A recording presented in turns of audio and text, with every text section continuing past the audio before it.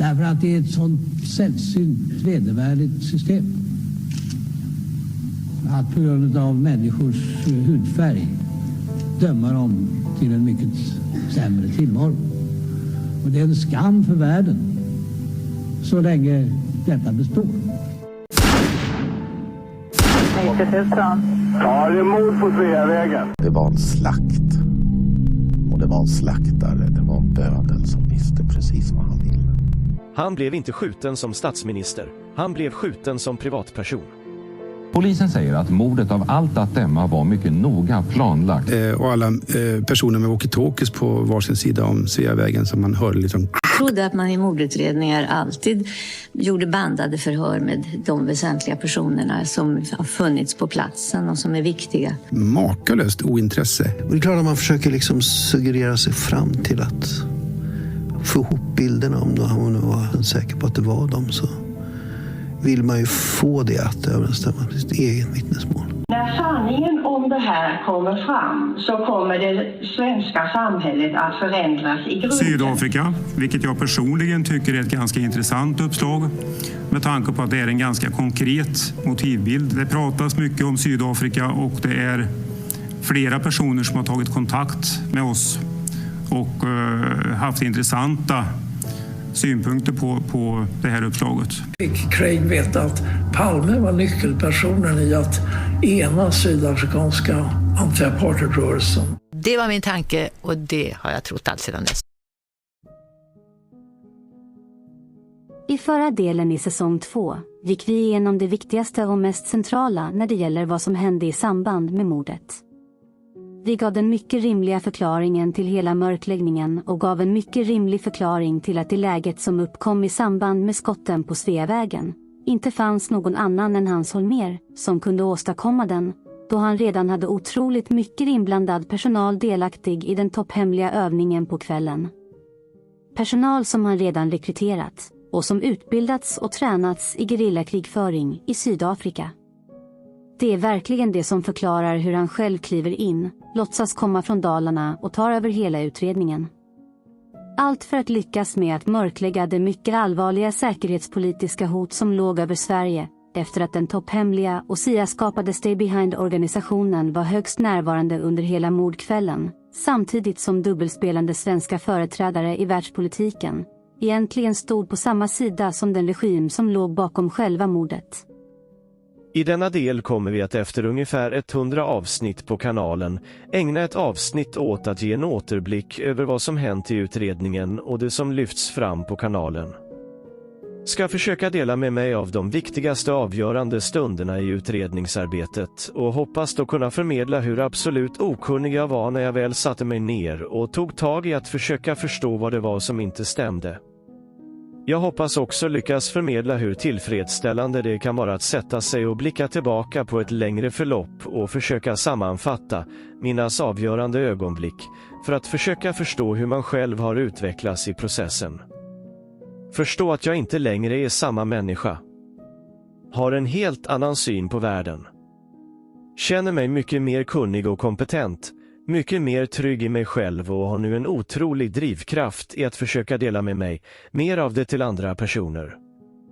Lämnar dock en reservation för att det nu lagts ett par år på detta, så finns det ett visst utrymme för att mina minnesbilder och ordningen i händelseförloppet kan ha grusats något. Men det som tveklöst var grunden för att ens sätta sig in i det olösta fallet själv handlade om att jag med min egna bedömning av den utpekade Engström aldrig kunde köpa de officiella sanningarna om vad han skulle haft för roll i mordet på en svensk statsminister. Väldigt specifikt var det en öppenhjärtig intervju med en granne och vän till honom, som verkligen fick mig att tvivla på att han hade något med mordet att göra.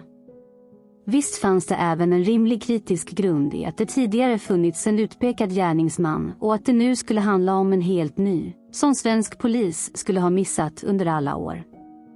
Allt detta låg säkerligen och gnagde, som mycket gör hos mig, när jag inte förstår. När så serien på Netflix så uppenbart skulle sälja in den officiella förklaringen på vårt olösta statsministermord, då var jag bara tvungen att agera. Jag behövde förstå varför han blev utpekad, varför utredningen lades ner på så lösa grunder och vad som egentligen hade hänt. Här vill jag verkligen understryka det initiala i mitt egna grävande. Det tog bara 3 dagar och 3 nätter att sätta sig in i det närmaste materialet runt Engström för att rimligen förstå varför han ljög om vad som hände på mordkvällen. Här tror jag även att det ligger ett genuint intresse till att i grunden försöka förstå mig själv och andra människor. Eller i alla fall jämföra egna beteenden och motiv med andras. Det finns sedan länge även ett intresse för brott och brottsutredning som lett mig in på det specifika området vittnespsykologi. Så när det handlade om att analysera Engströms vittnesutsagor så var det verkligen så enkelt att han själv i sina lögner berättade vad som egentligen hade hänt och att han i hans agerande förklarade motiven till sina handlingar. Det handlar verkligen bara om att analysera materialet så objektivt som möjligt utan att för den sakens skull veta vad Engström visste, tänkte eller kände. Att Engström redan i första förhöret och framåt nämnde att han blev förväxlad med gärningsmannen är en uppgift med ett otvivelaktigt bakomliggande motiv.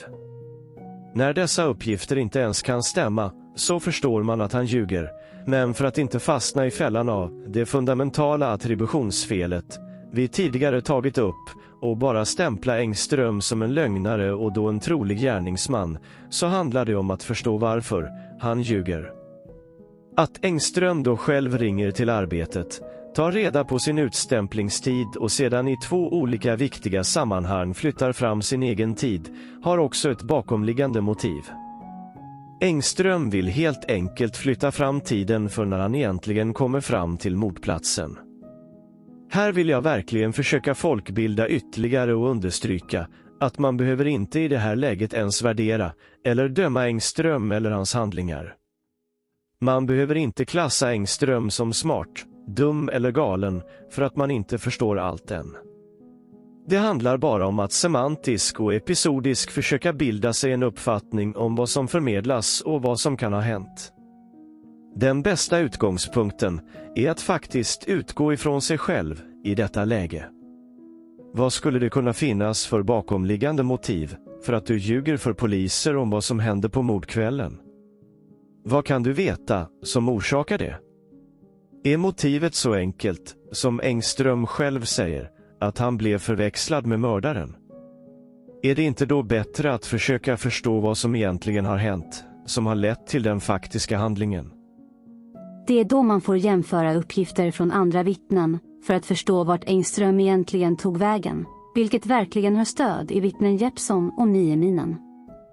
Intressant nog är det just dessa 2 vittnen och deras uppgifter som lyftes fram på den uppenbart charadliknande presskonferensen 2020 och som då blir väldigt intressanta. Men för mig var det då viktigt att kartlägga Engströms hela varande på mordkvällen, även denna gång till viss del, med utgångspunkt från mig själv. Även jag har under mina yngre år tagit mig runt på gatorna i Stockholm, ibland med alkohol i kroppen. Det var här jag valde att söka mig till Palmerummet på Facebook för att om möjligt lyfta fram och diskutera fynden kring Engström med flera som jag utgick ifrån sökte sanningen om det verkliga händelseförloppet. Som ni nu säkert förstår var den upplevelsen en riktig käftsmäll och ett tufft uppvaknande, med så många personer som direkt gick till attack mot den som ifrågasatte tidigare sanningar om materialet i utredningen, eller Engströms varande på mordkvällen.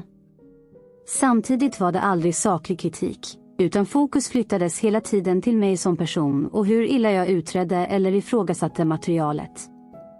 Om det nu var ett misstag eller nyttiga erfarenheter att utmanas i dessa mörkläggande forum, får jag nog bedöma längre fram. Men det gav väldigt tidigt en mycket nyttig insikt om hur stor mörkläggningen var och att den fortfarande pågick. Något som förklarade väldigt mycket långt senare i processen och utredningen. Så den riktigt stora milstolpen för mig var just när jag förstod att Engström var just den personen som stoppade Gösta Söderström på Kungsgatan och berättade om vad som hänt på mordplatsen. Tror säkert flera av mörkläggarna i Palmerummet kommer ihåg när jag helt skakig och upprymd skrev och berättade om mitt nya avgörande fynd.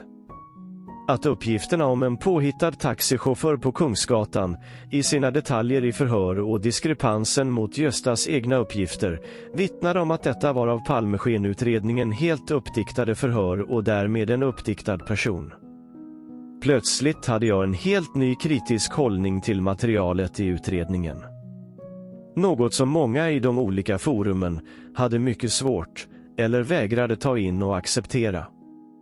Det var nog här som jag förstod att det kommer bli ett ensamt utredande, där jag mer får dela med mig av mina egna framsteg istället för att lägga tid på att utbilda, övertyga andra om vad jag själv hittar, som många andra har svårt, eller vägrar att se, av olika bakomliggande motiv. Den samlade styrkan av mörkläggare och deras reaktioner blev i denna stund min ledstjärna i att börja förstå vart jag skulle gräva vidare och inte. Reaktionerna avslöjade nämligen vad som stämde eller inte, om man bara vände på resonemangen.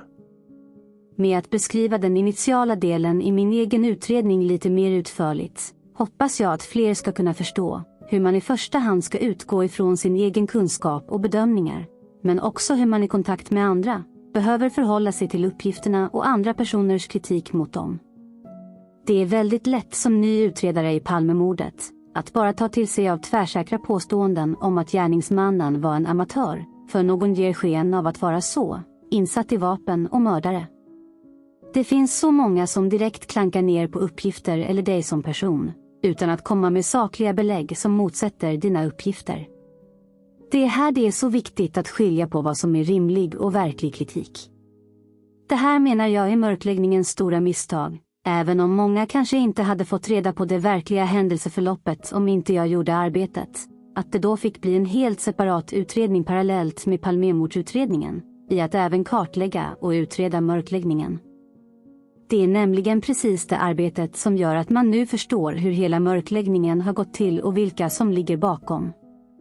Det är det klägget som vi framöver kommer att identifiera och ställa till svars, genom att undersöka alla de belägg som finns, till största del i vad de själva har sagt i sina avslöjande utsagor. Med det menar jag verkligen att de som inte ens förstår varför själva mörkläggningen är minst lika relevant som lösningen av själva Palmemordet, har rimligen inte ens förmåga att förstå vilken samtid de har eller lever i just nu. För mig är precis den verkliga historieskrivningen en fullkomlig nödvändighet för att vi ska kunna utveckla och reparera vårt samhälle. Speciellt som det är helt avgörande att det maktfullkomliga klägget avslöjas och ställs till svar. Detta behöver ske genom kunskap och folkbildning, så vi aldrig hamnar i samma situation igen. Just nu pågår en världsomfattande rörelse i alternativ media som verkligen försöker lyfta fram vad som tidigare hänt i världen, just för att det inte längre ska finnas officiella sanningar som olika djupa stater har skrivit in i historieböckerna. Så vi lever verkligen i en intressant, världsomspännande, ny upplysningstid. För att om möjligt nu lyfta in andra viktiga avgörande händelser i utredningsarbetet, så flyttades nu fokus till att på ett likadant sätt försöka förstå hur själva mordet gick till. Det fanns tidigt uppgifter om att Sydafrika låg bakom mordet, och med utgångspunkten från mig själv, och att jag hade mycket svårt att se varför en svensk överhuvudtaget skulle vara delaktig i mordet på sitt egna lands demokratiskt valda statsminister, så lutade det väldigt tidigt åt det sydafrikanska hållet. Då var jag väldigt tidig med hypotesen att det kan ha förekommit en sydafrikansk hare i det hela. Alltså en person som sydafrikanerna utnyttjat för att komma nära Palme vid en viss tid och plats. Eftersom det officiellt skulle ha handlat om att ingen skulle ha vetat att paret Palme skulle ha gått hem, misstänkte jag då att personen som paret Palme mötte vid reklampelaren hade blivit totalt bortstädad. Men det var verkligen vittnespsykologisk kunskap som kom till räddning när vittnet Björkman nämnde att Lisbeth hade sagt något på ett utländskt språk. Detta är verkligen ett vittnespsykologiskt exempel på en mycket avvikande detalj, men som i sin kontext är alldeles för märklig att inte lägga vikt vid. Det är också en sådan typ av uppgift som en mörkläggande Palmeskenutredning rimligen inte skulle han kunnat komma på att förfalska eller förvanska med. När så ett fullständigt ihopsnickrat och uppenbart uppdiktat förhör med en grekisk man vid mordplatsen dök upp, fanns det ingen tvekan för mig att det var en grekisk man jag sökte som paret Palme mötte vid reklampelaren. Speciellt som paret spenderat flera semestrar på Kreta, där Lisbeth sätts på bild, småpratandes med hotellets ägare Antosa. Ärligt talat, så trodde jag då att jag aldrig skulle kunna hitta vem den grekiska mannen i blå täckjackan verkligen var. För mig var den sydafrikanske haren bara en grekisk man, ända tills jag en dag fick se klippet med Theo från Kreta i en video på YouTube. Denna upplevelse blev ännu en gång en helt skakig och euforisk reaktion, av en storlek som nog bara kommer ett par gånger i livet. Tiden stod som still och jag kan än idag minnas precis vart jag var och hur allt gick till. När jag då kunde matcha en bild på Theo och detaljerna i skissen från vittnet Wennerling på grannmannen, visste jag att den här matchningen kommer absolut inte gå att vifta bort längre. Det var också den bilden som blev ett verktyg, som blev avgörande för att avslöja mörkläggare. De som vägrade att ens kommentera, de som vägrade att instämma i de många distinkta detaljerna, de som mörkläggande menade att skissen kunde vara vem som helst, avslöjade inte bara bakomliggande motiv, utan gjorde till och med bort sig på kuppen. Som krona på verket, av alla avslöjanden blev såklart, när Gunnar Wall stänger av mig från hans blogg i 6 månader, bara för att jag ville att hans följare skulle uttala sig om matchningen. Det var också i samma klipp med en inzoomad Theo som fick mig att till slut förstå hur inblandad media har varit i hela mörkläggningen från början. Fantombilden, polisman A, utanför Rosenbad och vid mordplatsen. Mannen med sotarmössan i 2 olika vinklar vid mordplatsen. Allt för att locka in vittnen för att tystas och skrämmas i en mörkläggande Palmeskenutredning. Hela denna initiala hantering kommer vi att börja nysta upp i detalj framöver. Det får ni inte missa. Det kommer bli ett kläggavslöjande som heter duga. För att bekräfta och avslöja delarna med Theo, som mannen som paret mötte vid reklampelaren, så var det även skönt att få en mycket viktig bekräftelse inifrån polisen själva när den viktiga rapporten som Jerker Söderblom författade. Den när han förtäckt ville visa att han visste precis vad som hänt på mordkvällen och vilka som var inblandade för att slippa sitta och skenutreda kudder. Just mötet vid reklampelaren var också helt avgörande för att förstå vad som föranledde själva mordet. Att det med vittnespsykologisk kunskap gick att få ihop både Delsborns, Björkmans och Morelius uppgifter om vad som hände vid mordplatsen i samband med mötet och sedan vid skotten gav en heltäckande bild av det centrala händelseförloppet, men det var också Delsborns svängning av viktiga uppgifter under mordnatten som tydligt visade att han blivit indragen i mörkläggningen.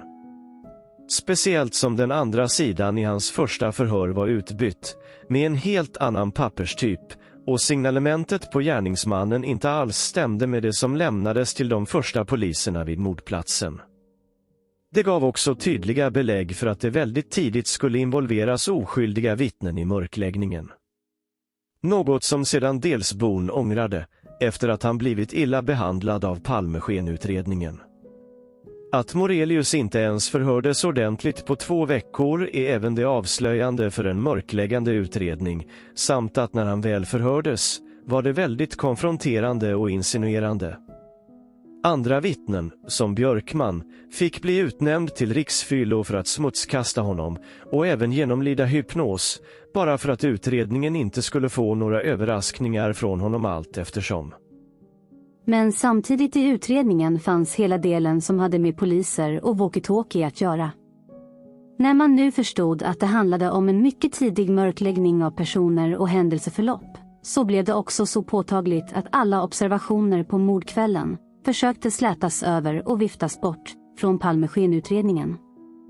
Det fanns då 2 mycket tydligt 2 samtidiga händelser som skedde på mordkvällen, och att den ena inte direkt hade med den andra att göra.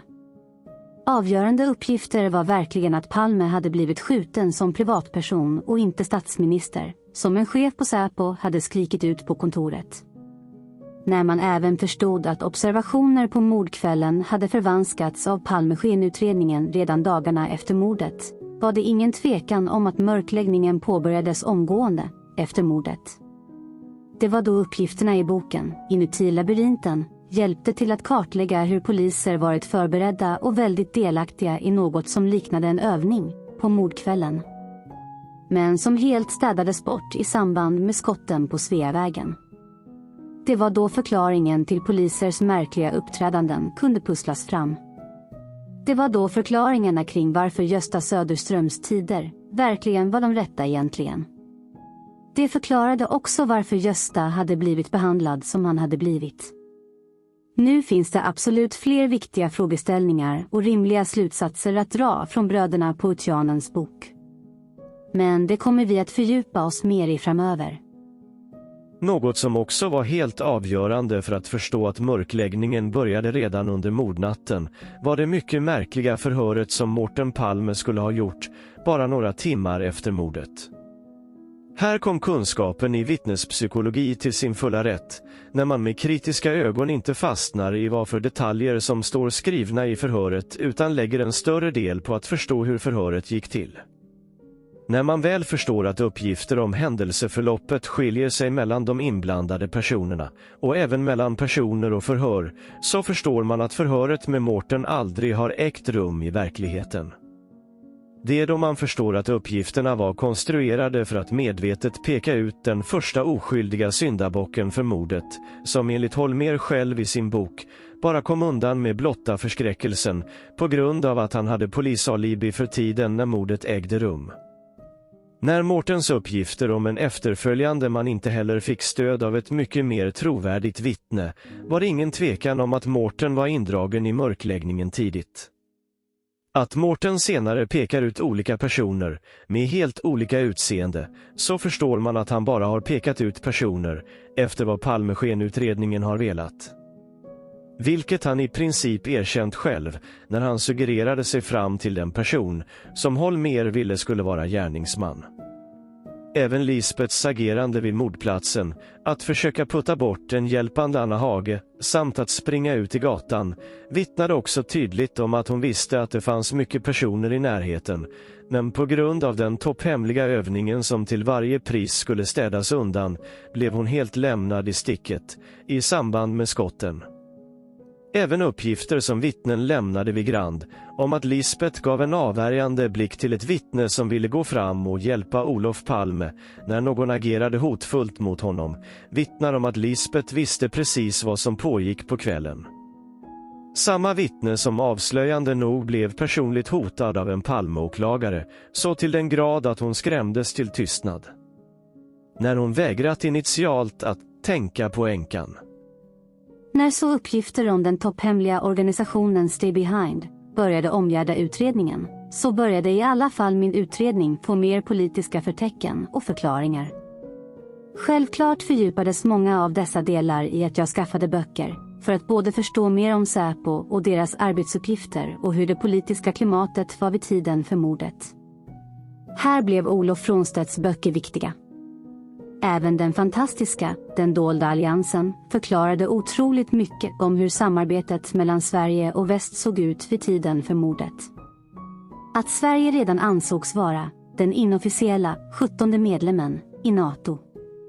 Även intervjun med Arnold Sundqvist på Sveb TV gav en mycket viktig insikt om hur smutsigt som Palme och övriga inblandade i regeringen var i det mycket farliga svenska dubbelspelet i världspolitiken.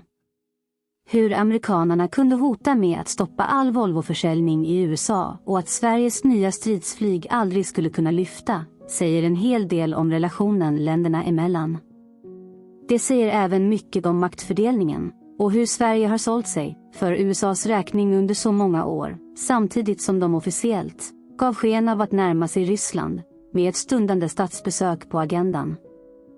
Vid det här laget fanns det ingen tvekan om att det var två parallella händelser som skedde samtidigt och att det var något som hände som de absolut inte hade räknat med. Det blev då en mycket viktig resa mentalt att genom böcker och via en norrländsk dokumentärfilmare försöka förstå många av omständigheterna i Sydafrika som föranledde mordet. Hur regimen och de som låg bakom mordet helt lyckades gå fria från brotten de gjorde tidigare, medan det fanns några få soldater i regimens tjänst som fick bära all skuld. Det var vid de djupa grävanden som det blev helt klart att Craig Williamson hade kompetens, personlighet, kontakter och erfarenheter som verkligen kunde peka ut honom som hjärnan bakom mordet, vilket såklart stämde väldigt bra med tidiga bortstädade uppgifter som lämnades till Palmeskenutredningen. Med Craigs tidigare erfarenhet, via IUF, av att infiltrera den svenska socialdemokratin och stjäla otroliga summor svenska pengar innan han blev avslöjad, fanns det uppenbart både personliga och regimstödda motiv att stoppa Palmes stöd till motståndet i Sydafrika, kommunistiska ANC. Alla förutsättningar fanns verkligen på plats. Mycket starka motiv, erfarenheter, kompetens och kontakter. Det var dock Boris Erssons konkreta uppgifter som han kom hem med från Sydafrika, som finns redovisade i förhöret som hölls i Luleå 1996, som verkligen beskriver alla de viktiga uppgifter om vad som hände runt mordet på Olof Palme. Att alla walkie-talkie-observationer inte hade något som helst med det sydafrikanska mordet att göra, och uppgifter om vilka 3 personer som var delaktiga i själva mordet, och hur mycket som själva skytten, yrkesmördaren Anthony White, fick överfört till sitt konto för mordet. Uppgifter som kommer direkt från källan Ryan Stander, som till och med arbetade i Craigs bolag Longreach. Ryan, som hela tiden var livrädd för att lämna uppgifterna och kämpade hårt för att svenska myndigheter skulle hjälpa honom att få amnesti för saker han själv varit delaktig i den efterföljande sanningskommissionen. Något som helt ignorerades av svenska myndigheter och gjorde att Ryan helt lämnades åt sitt öde i Sydafrika. I Sverige blev Ryan av Ölvebro, via media, smutsigt utpekad som informationssvindlare för att verkligen förminska hans konkreta och sakliga uppgifter. Men det var faktiskt bara för ett halvt år sedan som jag fick ett tips som ledde mig till att förstå och lägga den sista pusselbiten. Det som jag beskrev som något som skavde ordentligt. Det som handlade om varför svenska högerorienterade poliser hade varit i Sydafrika på utbildning och träning åren innan mordet på Palme hände. Och hur en av dessa sedan slutade hos polisen och blev en av Holmers och Ebbe Carlssons närmaste personer. Som till och med lät den sydafrikanska legationen i Sverige stå som kund för insmugglad avlyssningsutrustning. Det blev den sista pusselbiten som verkligen förklarade varför ingen annan än Holmér hade kunnat klivit in och styrt upp mörkläggningen av mordet när han redan tidigare hade varit så inblandad. Det var ju Holmers egna handplockade poliser som var delaktiga i övningen på mordkvällen. Det var Holmér och PG Ness som synts planera för övningen vid Dekorima dagar innan mordet. Rimligen var det Holmér som polismästare i Stockholm som då hade möjlighet och mandat att faktiskt rekrytera fordon och personal för att vara en del i övningen och bevaka mötet mellan Theo och paret Palme vid en av polismännens privata folkvagnsbubbla på Sveavägen i samband med mötet. Det var också han som enligt hans chaufför var snabbt nere och körde förbi mordplatsen utan att visa sig för att påbörja mörkläggningen. Det var ju bara några timmar efter som den första oskyldiga syndabocken, den galna österrikaren, skulle pekas ut, innan en lång rad av andra oskyldiga personer blev föremål som misstänkta för mordet. En blev till och med avsiktligt ditsatt och dömd i svensk domstol, trots att han var helt oskyldig till brottet.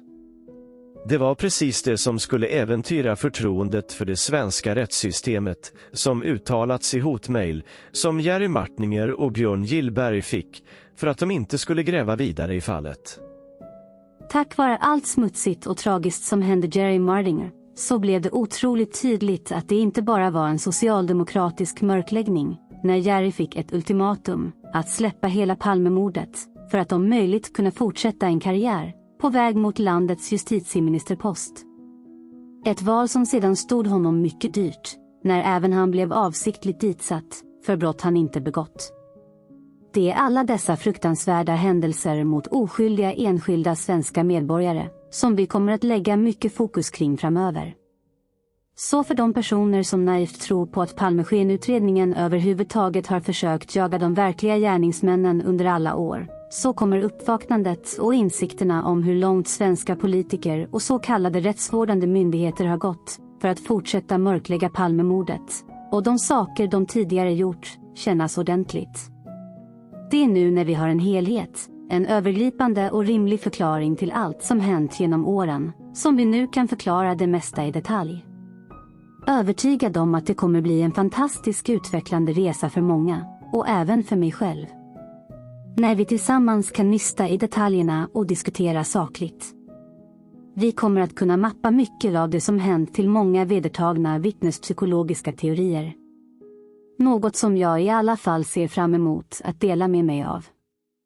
Som avslutning på denna återblick så vill jag verkligen trycka på det faktum att det primärt var kunskapen som var skillnaden med hur min utredning utvecklades.